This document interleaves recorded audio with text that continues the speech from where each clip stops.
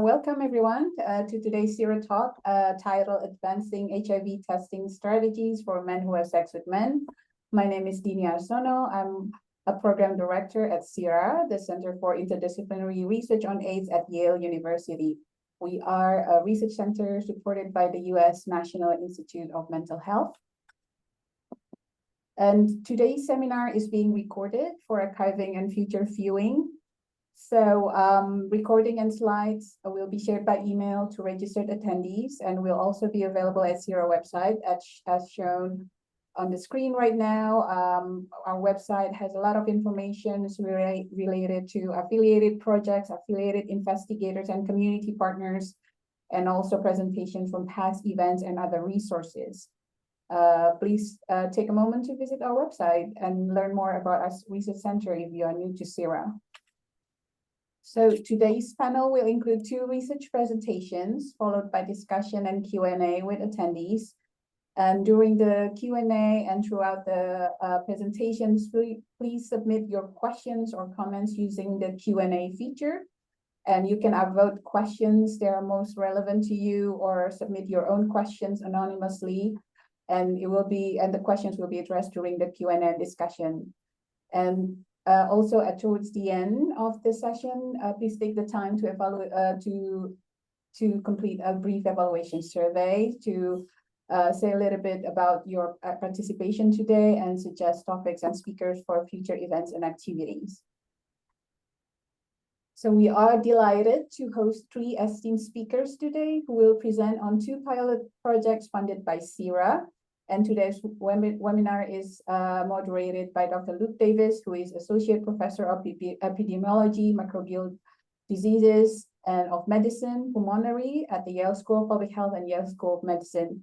He also serves as a scientific advisor for CIRA International's research activities and a co-chair of the Yale Global HIV/AIDS Research Network, or GARNER. And with that, I will pass this to Luke to introduce our speakers. Thank you. Thank you so much, Denny. It's great to be with everyone today, and I appreciate your joining the CIRA Talk, Advancing HIV Testing Strategies for Men Who Have Sex with Men. We're very pleased today to have 2 of the former CIRA AIDS Prevention Training Program fellows who are now faculty members joining us, as well as a colleague from Kenya to talk about their important work in this area. So I'd like to direct you all to the flyer, which Denny will provide in the chat for detailed introductions. In view of time, I'll keep my introductions relatively brief, and I think you'll have a chance to get to know the great work of these presenters as they begin talking. The first presentation is entitled Jenga Beshte, Peer Support to Improve the HIV Prevention and Care Continuums, and will be presented by DeAnne Turner and Festus Kisa. DeAnne is assistant professor at the College of Nursing at the University of South Florida. And as I mentioned, she was a previous NIMH T32 postdoctoral fellow here at Yale. And she's going to be joined by her colleague Festus Kisa, who's executive director of the Q Initiative in Kenya. And Festus is a social worker specializing in designing, costing, and implementing and monitoring interventions that center on LGBTIQ+ interventions who live in peri-urban and rural parts of Kenya. Our second presentation will be given by Dr. Gamji Rabiu Abubare.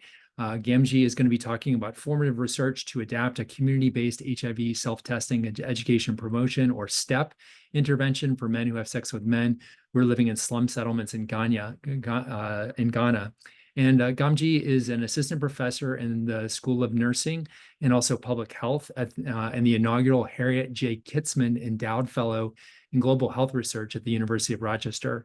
And as I mentioned, also a former T32 fellow. Please enjoy these and talks, and it'll be wonderful to kind of engage with 2 similar interventions in 2 parts of Africa, East Africa and West Africa. And we really invite all the presenters, the attendees to add your questions to the chat, and we'll have a chance for an open conversation at the end. So I'll turn it over to DeAnne.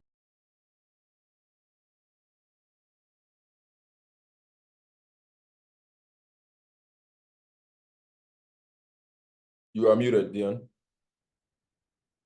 God, I don't know how that still happens after all this time, you know? Can everyone see the screen okay? We're not yet. slides No. Oh, no. Wait, hold on, let me try again. What about? Yes, perfect. Okay, That's great. perfect. And Festus, you can see it too, right? Yes, I can. Okay, perfect. So thank you so much for that great introduction. We're presenting on Jenge Beshte, and it's a peer support program.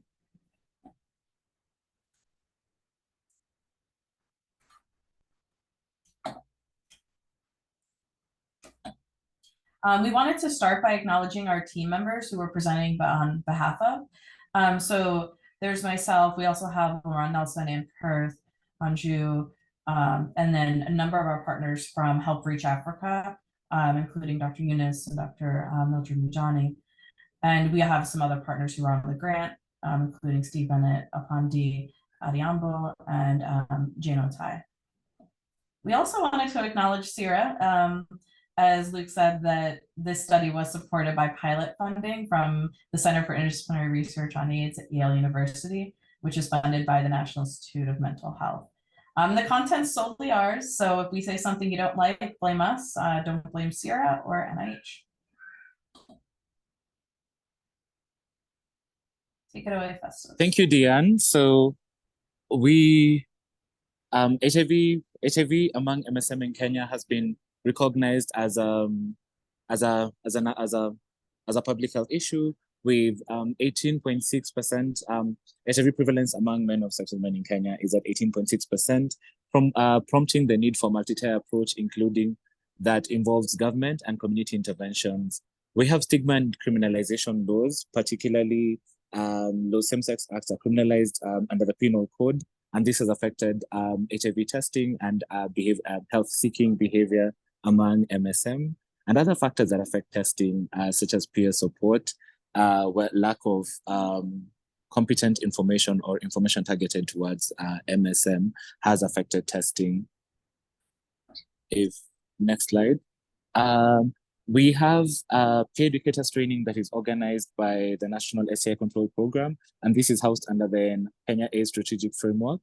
And for the peer educators who have been trained under this, they also received additional training such as sensitization on usage of pre-exposure prophylaxis, prevention of sexual exploitation, abuse, and harassment.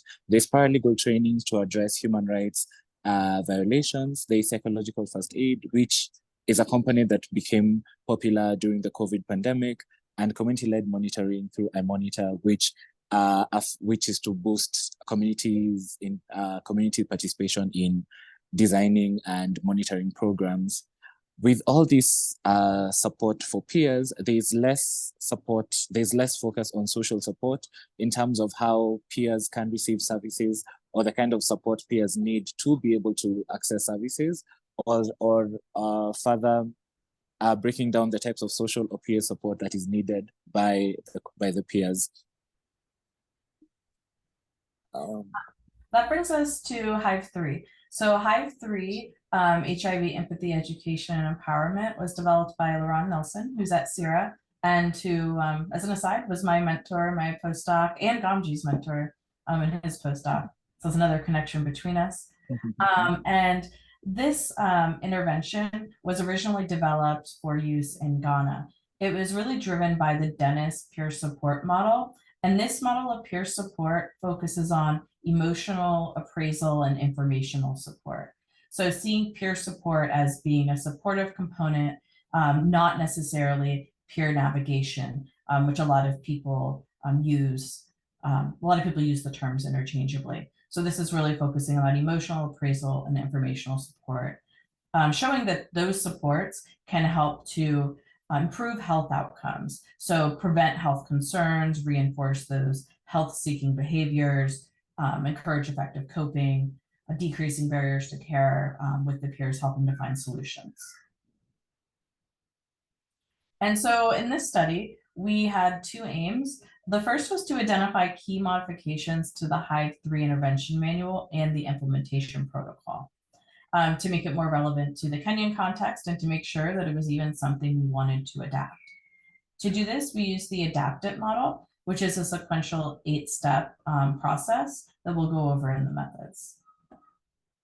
The second aim was to determine the implementation feasibility of this intervention. We did a single-arm pilot test of the adapted intervention with gay, bisexual, and other men who have sex with men in Kenya. And again, we were looking for those key measures. So acceptability, is this something people would do? Demand, do people really need it? Implementation and practicality, and integration. Like, does it even fit within the existing services? There's already a peer support training program for the country. So what's the role of this program? And the goal of all of this work is to prepare for a future implementation trial to test the impact of the adapted intervention on increasing HIV testing and engagement within the healthcare system among gay, bisexual, and other men who have sex with men in Kenya. And that's, of course, if the pilot goes well, which we think it did. So we'd love feedback on that.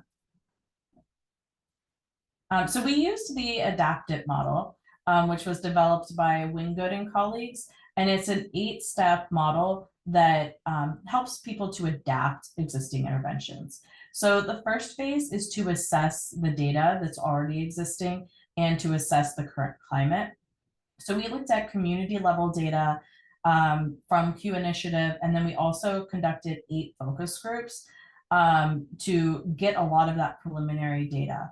We then decided to move forward with HIV-3 and adapt it.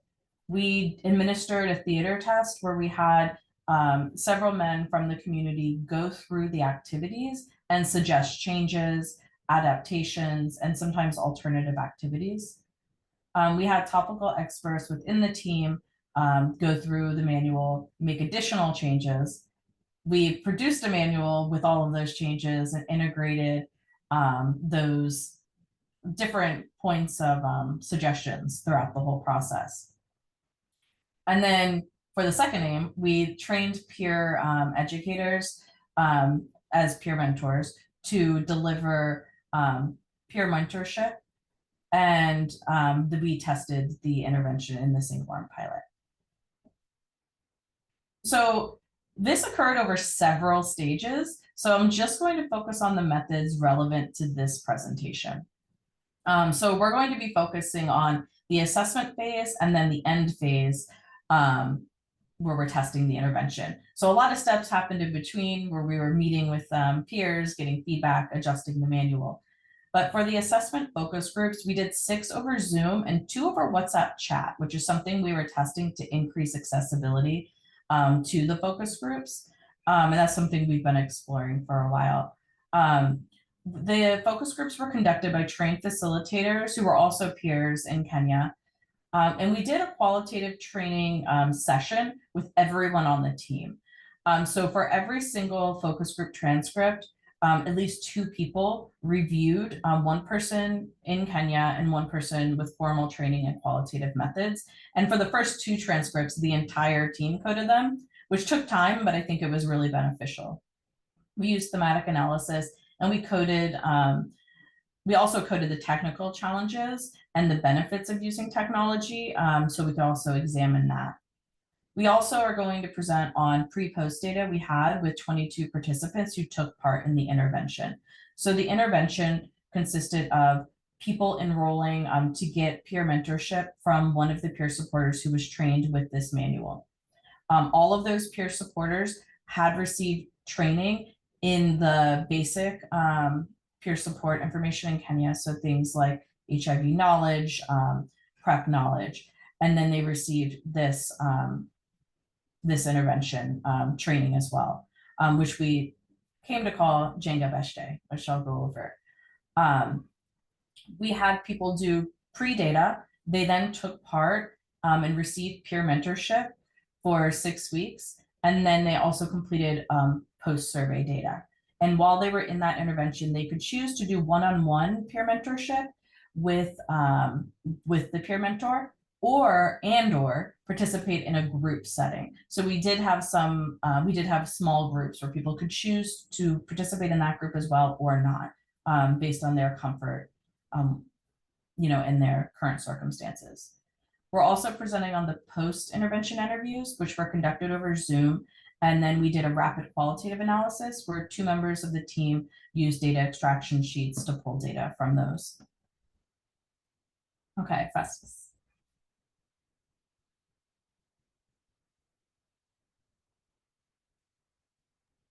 Sorry. Thanks, DeAnne. During the assess phase of the project, we conducted several focus groups exploring topics such as community, peer support, needs of the community, and reasons for seeking HIV testing or care.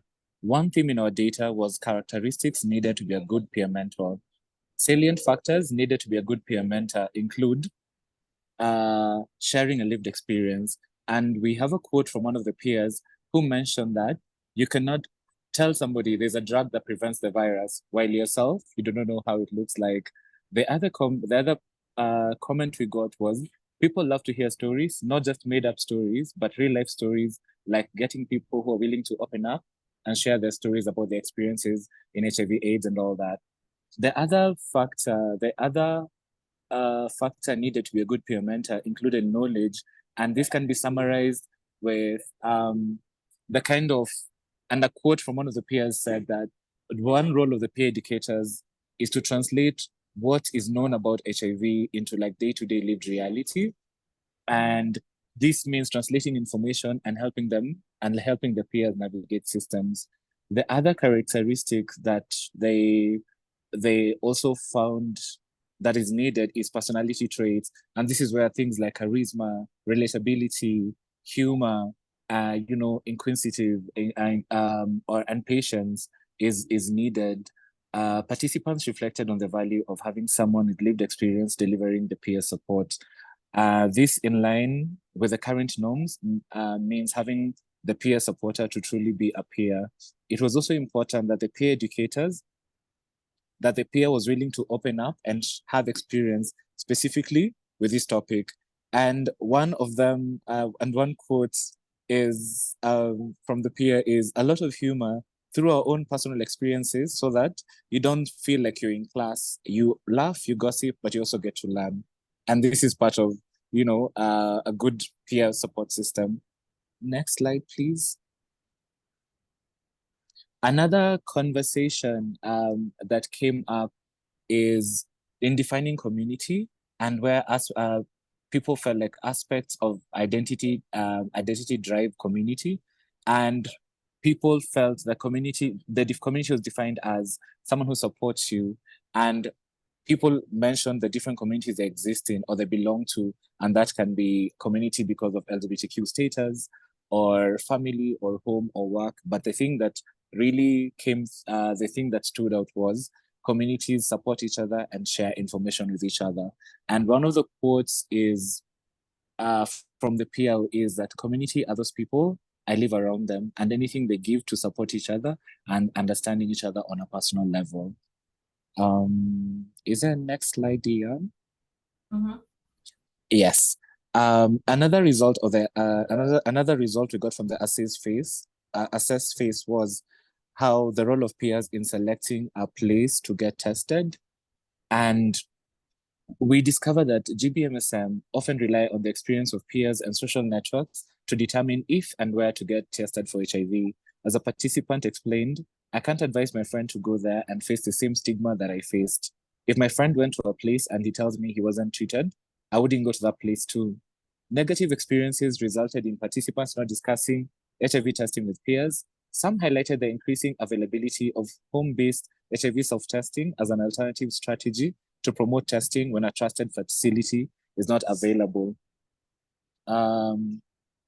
Participants explained that a peer experiencing a stigmatizing interaction at a facility would cause them to not refer future clients to that facility.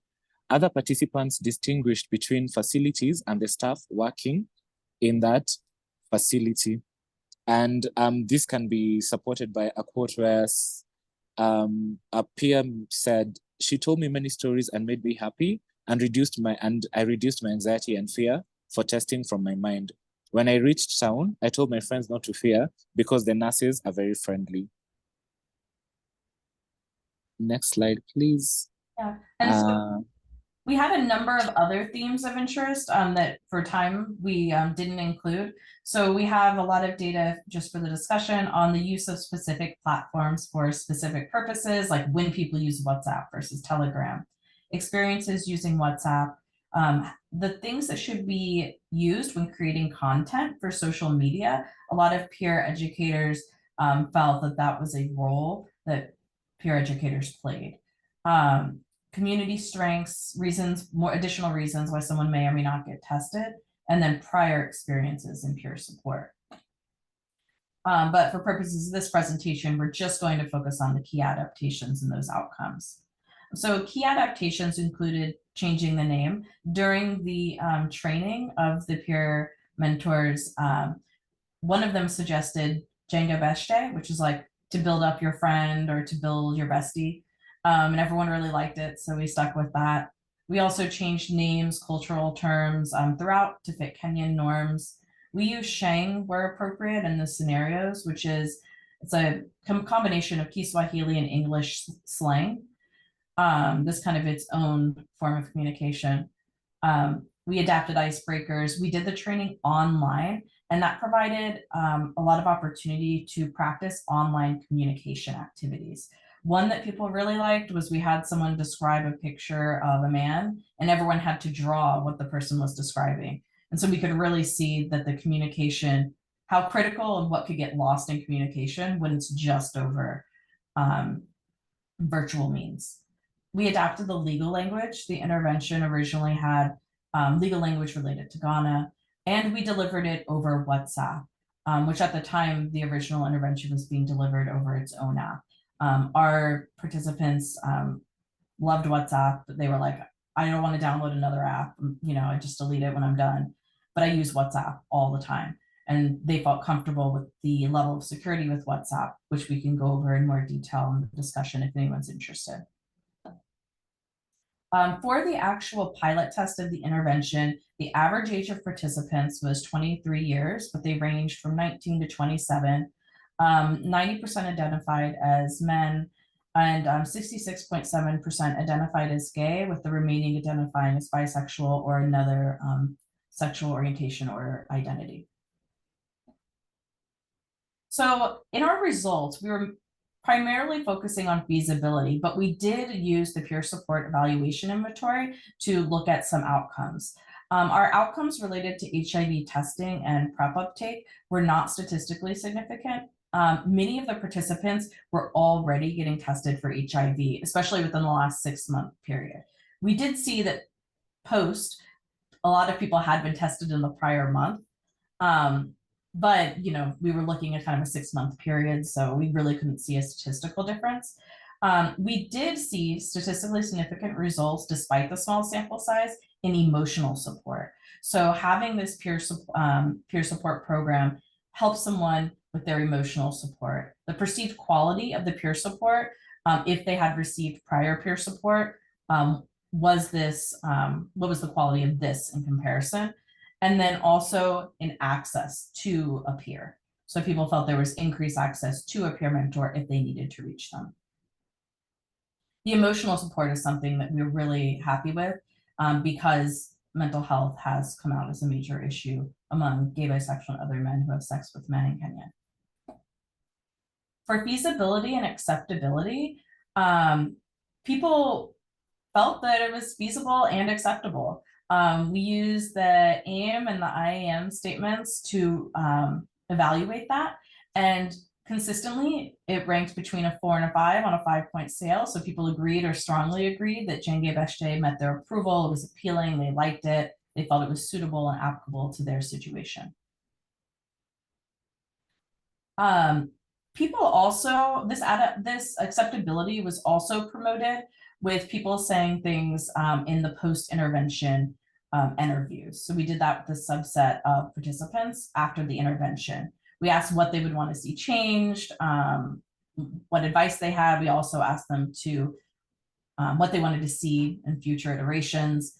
And many people said the change they would want to see, for example, here is to create more awareness to enable more people to join the group. Another participant said, if I had a friend, I just wish they could benefit from Jenga Beshte as well. Okay, Festus. Thank you, DeAnne.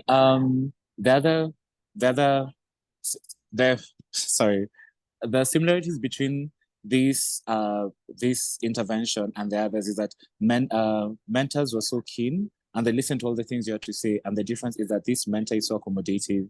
He's so nice and it makes you feel so comfortable. I can say that's the difference. So this is the value add that Jenga-Beshe added to the peers. The peers already have access to peer support services, to peer services such as HIV testing and PrEP, but they did feel like Jenga-Beshe is that one is that one program that has emotional support, a level of people felt accommodated, people felt listened to, and a big chunk of it is because of their mental health concerns that they felt was lacking in the other program. And the reason why mental health is a challenge is because of the costs surrounding mental health, access to mental health services. Not many people cannot afford them. The other cost is referrals. They're very minimal. There are limited referral opportunities for mental health services.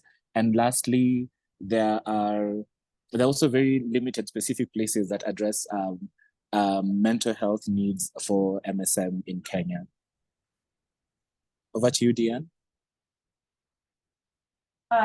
So some other topics people wanted us to include were things like financial literacy. So either in future interventions or as part of this.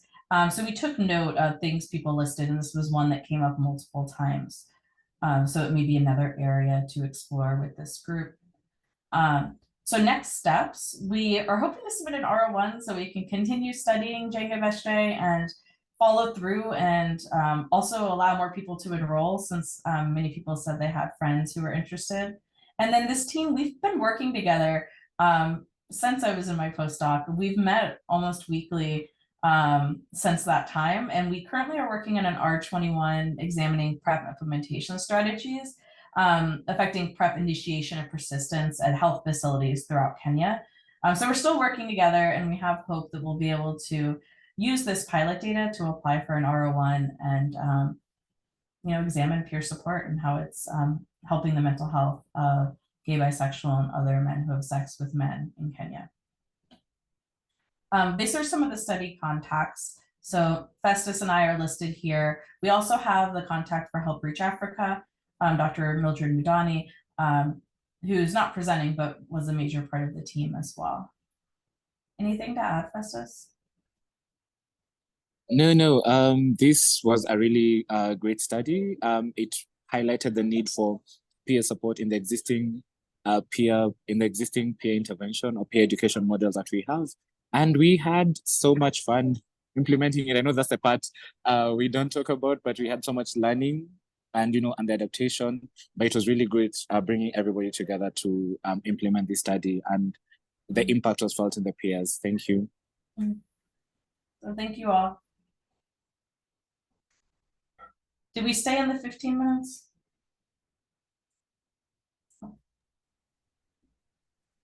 Yes, you're good with time. Thanks, DeAnne and Festus. That was great. Great. So now we'll move to hear from Gamji. Gamji, please share your slides. And just a reminder to everyone, please, if you have any questions, I had said add them to the chat, but if you can add them to the Q&A, that would be much appreciated. And then we can vote on those for those that would like to hear answers to certain questions. Thanks. Please take it away, Gamji. All right. Thank you very much for having me, and DeAnne, of course, to share our work so far. Basically, this was a pilot study when I was at Yale to help us adapt an intervention which was previously implemented in Tanzania called HIV self-testing education and promotion step intervention by DeAnne, who is currently at George Washington University School of Public Health. Our team involved myself, Laurent, who is our mentor for both of us. I see among the people here, I see Rahul, who also helped us with statistics. And then we have DeAnne, of course. So that's basically the team that we had, but we also had a side PI in Ghana with Kwesi Tope at the University of Ghana. And then our implementation partner, which is Hope Alliance Foundation in Accra, Ghana. So basically, I just want to take us through a few things like context of HIV and stigma, some of the gaps and why we did the study and what we are doing, the adaptation process, implementation process, as well as our outcomes when we tested the intervention. So basically, I'm not going to bore you a lot with this talks about context because a lot of it was done similar to what is in Kenya. However, as you can see, we really have almost the same rates of HIV prevalence among men who have sex with men, which is 18% compared to national rates, which is 2%. And those were similar numbers Kenya also reported. Apart from that, we looked at young MSM. So we looked at ages between 18 to 24. And what we found is that out of the 18 prevalence rate, all those known cases, 63% of them were reported among young MSM in the country compared to the larger MSM. And also, we looked at the context of place. People, a lot of these communities where MSMs are coming from, young MSMs specifically, who are being affected are considered slums in Ghana. And within these slums, there's other factors that come together to increase their vulnerability to HIV. So let's say some of the things we know about can be divided into individual and structural factors. Individual level factors include inconsistent condom use, multiple sex partners, transactional sex, and what have you. And structurally, we talk about criminalization like they talked about in Kenya, so I don't want to delve too much into that. And then the stigma, which was also discussed. Only thing I'll add is that being slum communities, they had inadequate access to health systems, including HIV testing. They have low access, including issues around education, and even physical access in terms of where they could travel to get HIV prevention and care services. And also in the context of Ghana, there's a lot of prioritization on pregnant women in the past and general population, and there's not a specific interest in really looking at some cluster of groups or groups of populations that are highly affected within the community.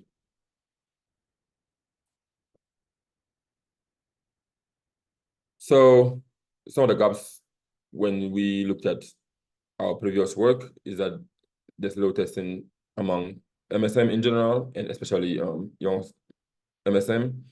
And there's been a lot of difficulty to reach this specific population due to stigma and criminalization within Ghana.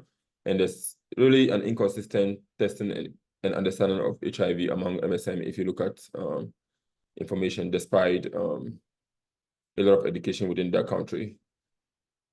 There's lack of targeted driven focus of response to this population, and especially within these areas of high risk groups we talked about. However, there's really a lot of opportunities for us to improve testing among this population.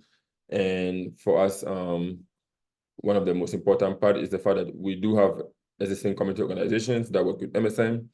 That's why them being hidden, there's a way to get to them if you're able to talk with community organizations, and they are all passionate about making sure that they make a change.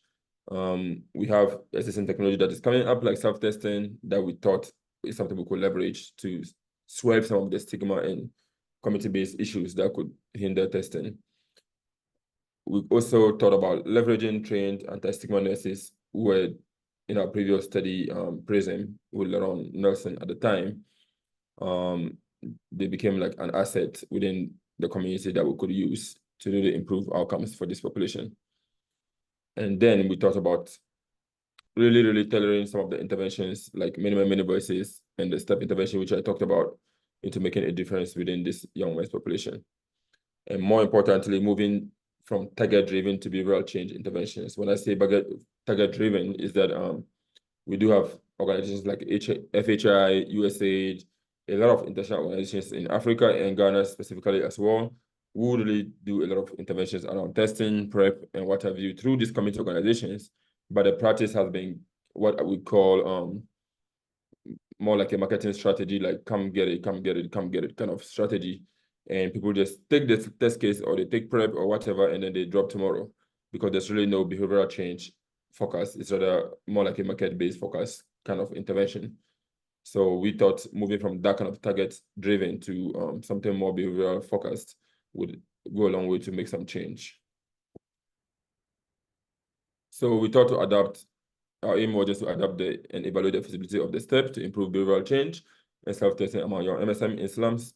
And specifically, we had 3 aims: to assess the social stigma and option for HIV self-testing, and adapt the step to what we call LAFIA. LAFIA means wellness, to address the social stigma and HIV self-testing among MSM, and then test feasibility, appropriateness, and preliminary efficacy of the intervention for this population. I'm not going to bore you with all these steps. DeAnne did a very good job describing what adaptive framework is. So we also use the adaptive framework to adapt the interventions into self-testing intervention.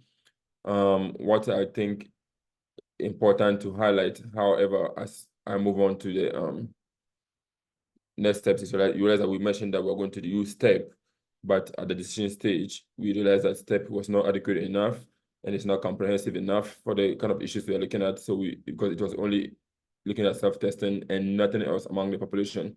So we had to go step back and bring in 3MV, which is many voices, which was previously implemented in the US, the local context of Ghana. It addresses things around dual identity, it addresses prevention, it addresses care, it addresses structural issues, individual level issues, communication, and what have you that you can think about. So we thought that is more appropriate to think about that in terms of the context of the findings we had in aim 1. So the rest of the steps were undertaken using the 3MV in addition with a bit of the step intervention, which we originally thought we were going to adapt. So our study site was Accra, the capital city of Ghana, which has over 40% of its residents in urban slums and 42.2% HIV prevalence among MSM. We had a sample size of 20 for the assessment phase. And we used snowballing, which is a chain of approach to reach our population. Our implementation partners was Hope Alliance Foundation. Our criteria included people that have no experience using HIV self-testing case, reside in slum areas, are between the ages of 18 and 25 years, or are have tested negative for HIV or are unaware of their status. So in the assessment phase, these are some of the key components of what we found. Transactional sex for MSM within slum communities was really prevalent. Almost all 20 people in there have had some sort of transactional sex for favors, either in shelter, whether it's money or food. Condom use was not something, even though a lot of them reported using condoms periodically. The use of condoms is motivated by several factors, and sometimes when they feel like they trust people and what have you, they do not really use condoms. So it became something that would best describe as inconsistent among this population. As reported earlier, there's low HIV understanding, and for that matter, the idea of testing is not something that is very huge among the population. However, they were really willing to learn about HIV self-testing after we showed them the video of what the self-testing kit looks like and how it's used. Every one of them said they're happy to learn more about self-testing and they'll be happy to use it. Even though there's a variety of stigma, which will go from gender non-conformity, sexuality, where they live, their age, and what have you, it's still did not threaten the facility to recruit and implement them due to the organizations that we work with who have built trust over the years within the community.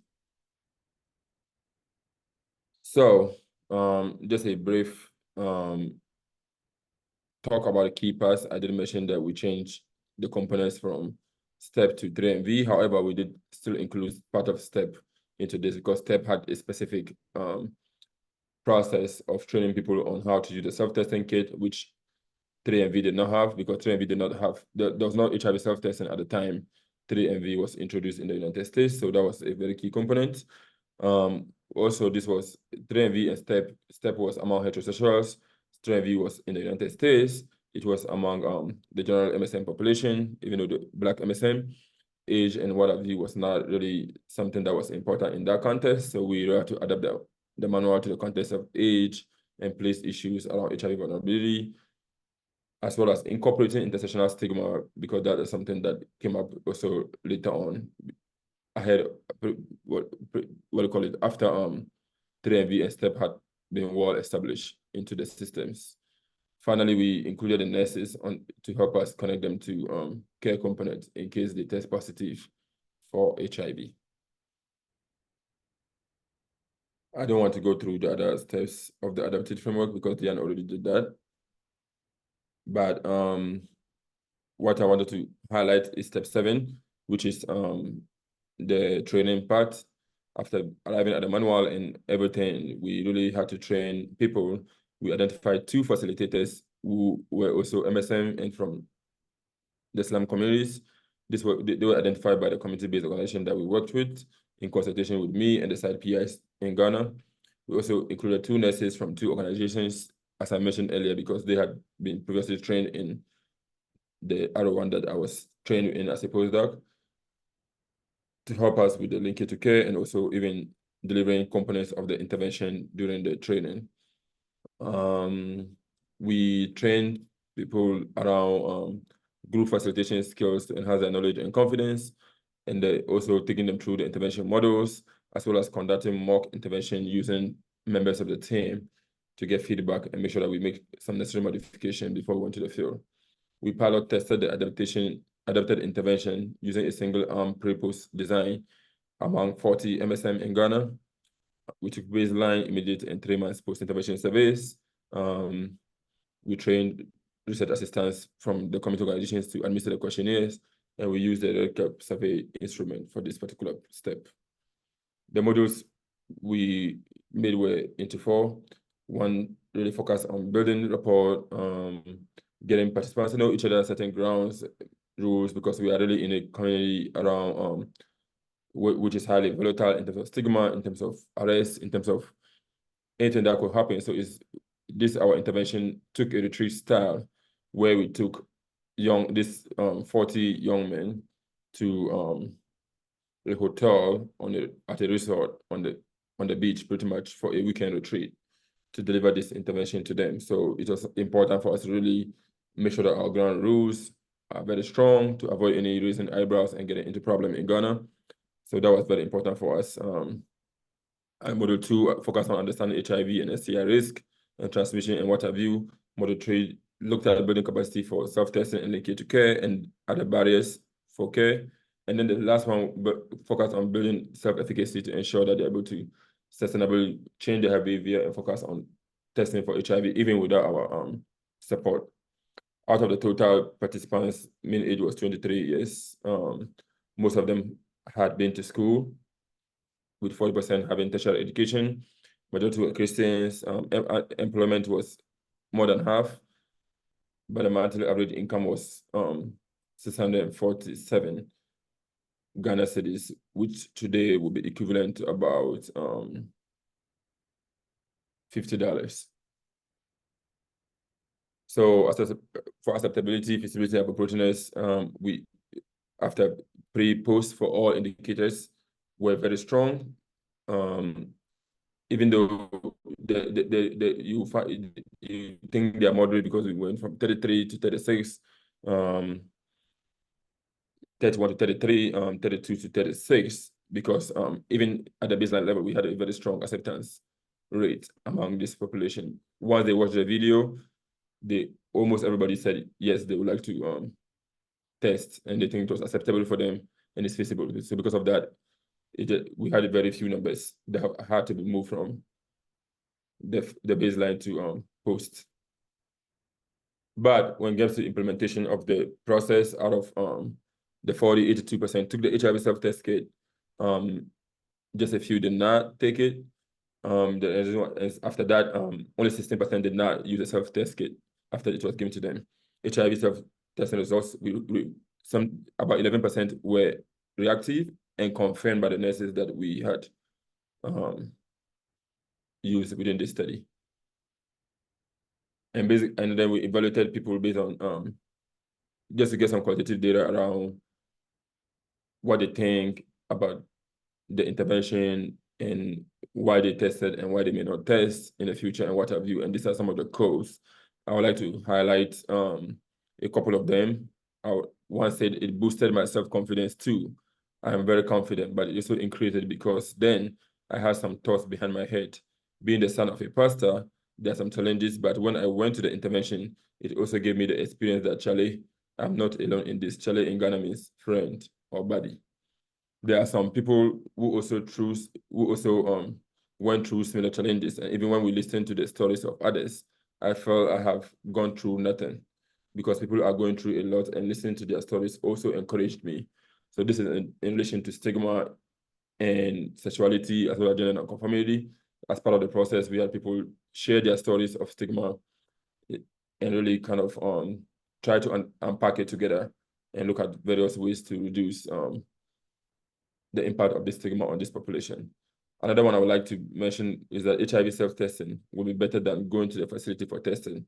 I have escorted someone to the clinic before and they mistreated him. So the self-test is better. That was why I have never tested before. Lafayette taught me how to do the test properly. So I did it and I got the results. So this person is referring to the issues they've been reporting from the hospital, like stigma and mistreatment and what have you. And he's saying that the intervention really taught him how to do the test himself, and he could just stay home and do it himself and have his results without bothering about some of the challenges that he may be facing in the healthcare facilities. So in conclusion, the study has implications. As we mentioned, the study HIV risk, stigma, HIV self-testing challenges remain consistent within the entire of Africa, and very few studies came out in East Africa that focus on slums. Well, for those of us in West Africa and the rest of Africa, it's really nothing new that is being focused on, except for us within that region. So for us, this was important. It was also important for us that we move from just target-driven to behavioral change focus. As you can see in the numbers, almost everybody that took the self-test kit tested, and also almost everybody that went to the intervention took the self-test kit. So, but what we are finding out on the field is that when they say come and collect, people collect it and they don't use it, or they don't even collect it at all because they don't understand why it's important to continue to test for HIV. These are studies really supports PEPFAR and Ghana Health Services call for place-based and hotspot focus for response. And the intervention preliminary success further expands the utility of adopting this intervention to address HIV prevention and care. Leveraging anti-stigma nurses and CBOs could increase the success of response to HIV, as we saw in our contest. When they tested reactive, they confirmed and they were linked to care. And then the timing of the intervention coincides with the current rollout across Ghana and Sub-Saharan Africa and shows early evidence of its usability among GBSM and other key populations in the world, most affected region. Thank you very much, and I'm also open to questions.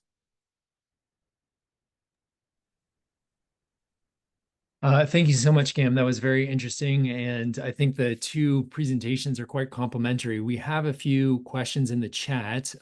So maybe I'll just start by asking kind of a general question that interests me. And then I think both DeAnne and Gam have questions for each other for their presentations. My general question is that both of you all use the adapted approach to adapt the interventions, both of which I think were behaviorally oriented and offered social support and emotional support to peers. And my question would be, how did you find that process? And it strikes me that, both of these interventions, both of you all sort of talked about how there are additional things that could be done with these interventions. I know that DeAnne, you were talking about the emotional support and the impact on mental health. And I think, Gam, you were kind of alluding to that HIV self-testing is just one step kind of along the prevention cascade, and there could be a lot of other things to integrate. And so how do you see adaptations of these interventions kind of proceeding as you go forward? Are they sort of fixed the way they are now and need to be evaluated first? Or do you consider continuing that, and would you use adapted or some other approach? Do you want to go first or I'll go? Oh, you can go. It doesn't matter. All right. So for me, this study, actually, this was just a first step, and this has led to 2 our grants already. So we are already in the future to some extent when it comes to this issue. First, we did apply for an FOGADI NIH Fogarty grant, and it was an other one that we really thought about further adapting this intervention in a way that we are really incorporating this, what do you call it, anti-stigma care component I talked about.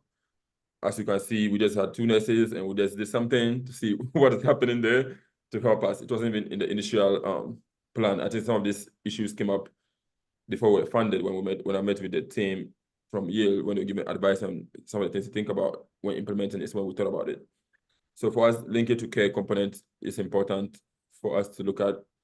And even that, we thought this was just a small number. So the Fogarty grant is allowing us to do this in a little more larger scale and to reach out to a better population, and really not focusing on only MSM, but also healthcare providers, and getting proper information on, especially at the assessment level, and see if you can make it something more robust.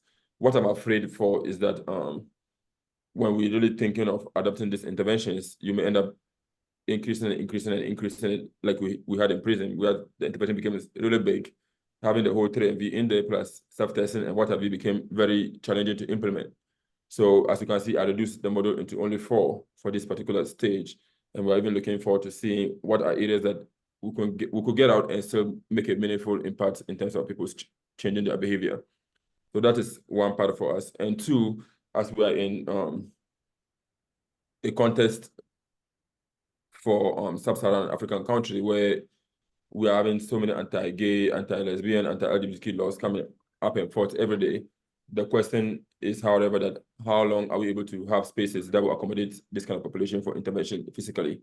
So that brings DeAnne's intervention around HIV-3 and how we could, so I've been thinking about how do I move some of these interventions into something more deliverable and on outside of a physical space.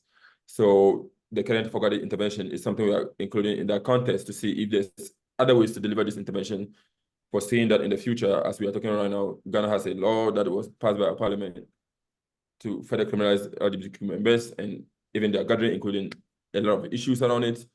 But so we are kind of want to be ahead of the curve to see, are there other ways we could really implement this aside coming together in a group setting, which we've benefited a lot from. We've seen that it has an impact and what have you is doable and everything, but the environment may be challenging in the future. So those are what we are looking at for that.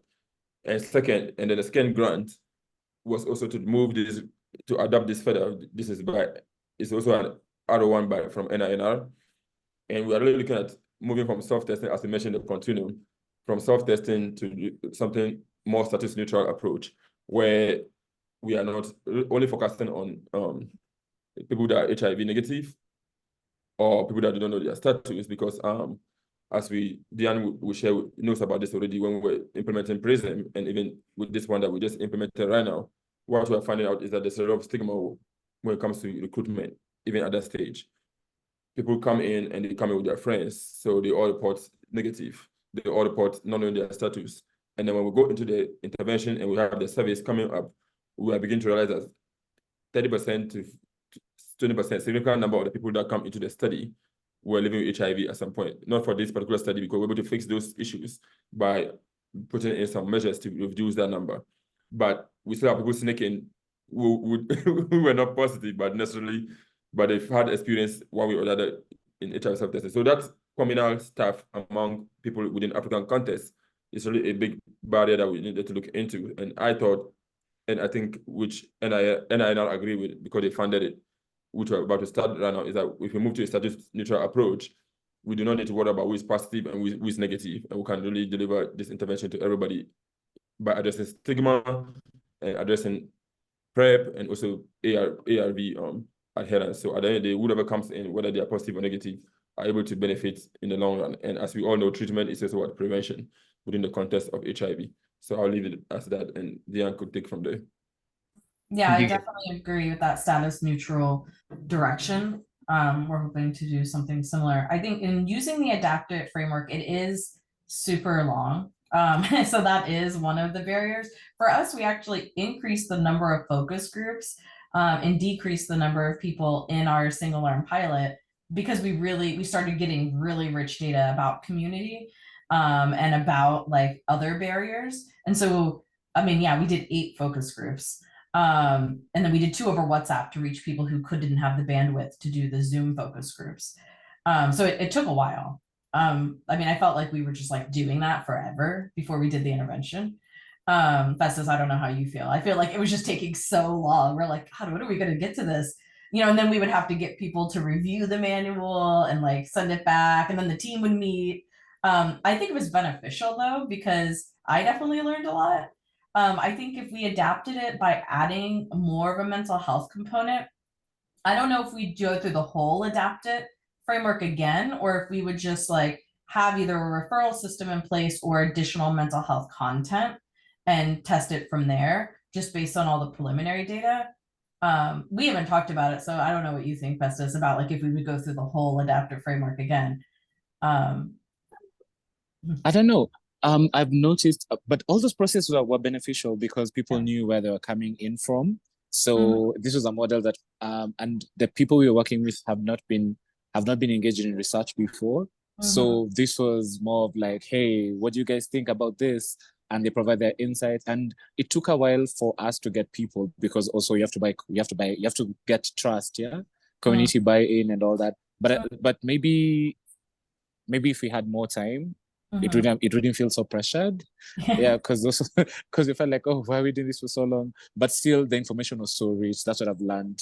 And the fact that we did it over 2 geographical areas, it meant that we had to, there are some similarities, but also differences, which we had to acknowledge. But still, maybe we only add the mental health component, we'll probably shorten it, or maybe figure out a way to spend less time at each stage, at each stage. Yeah, definitely. Because I feel like the team would maybe break at one point if we went through all the steps again. But I do love the adaptive framework, but it's very comprehensive. Yes, it is. Did we maybe no, go on. No, you go. I know. I just wanted to say that maybe such grants should have a longer period of time, so that it's not just we'd have to implement this and have have for 1 year. Maybe it can be a 2-year grant, probably, so we can have really rich information and get to assess, figure out how we're going to use the info. Because even up to now, we've not figured out what the next steps possibly are. We have an R21 together with the team, so we started working on that. We're like, okay, we're gonna put this on hold, but we need to get the pictures out. We've analyzed it. So it's hard to balance all of that and make sure all team members are included in every aspect. True.